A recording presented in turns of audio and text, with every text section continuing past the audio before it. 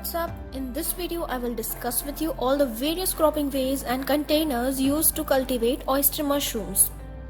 Selecting the most suitable type of cropping containers depends on several factors like the mushroom species, environmental factors like light, area, etc.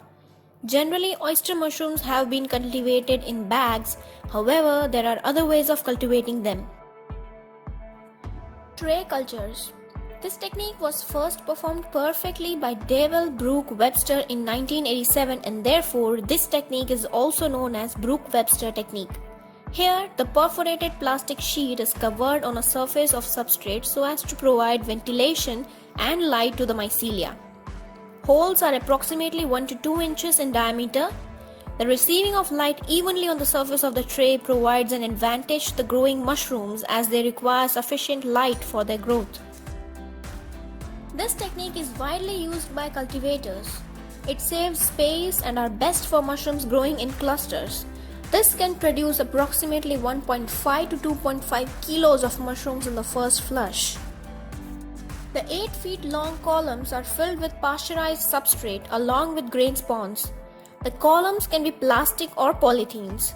These columns are then suspended by the roofs and allowed for incubation. The holes are punched to allow air exchange and then we can enjoy the produce within the next 20 to 25 days. Bottle culturing is also an effective means for growing mushrooms. Bottle cultures are most widely used to cultivate enoki mushrooms. However, nowadays this technique is also used to cultivate oyster mushrooms as well. The substrate is put into these bottles and spawns are cultivated in them to get a fine bouquet of oyster mushrooms.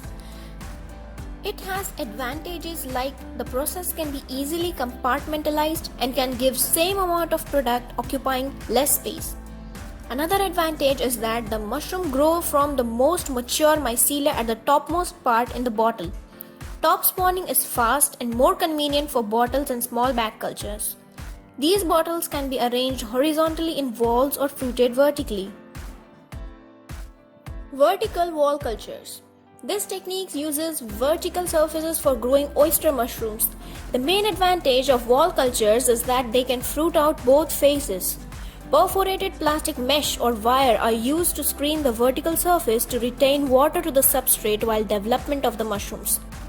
Or the polypropylene bags are stacked sideways on top of one another with only the ends of them opened, which causes the mushrooms to protrude on the exposed surface of the wall. Slanted wall or A-frame culture. These are constructed by stacking bags of inoculated substrate to build sloped or slanted surfaces. The advantage is that the substrate filling is denser and its harvesting is easier. The individual wrapped blocks limit cross-contamination from infected units. Thus, good quality yield is higher. So guys, these were various other ways in which the oyster mushrooms are cultivated. You can choose any way according to your comfort.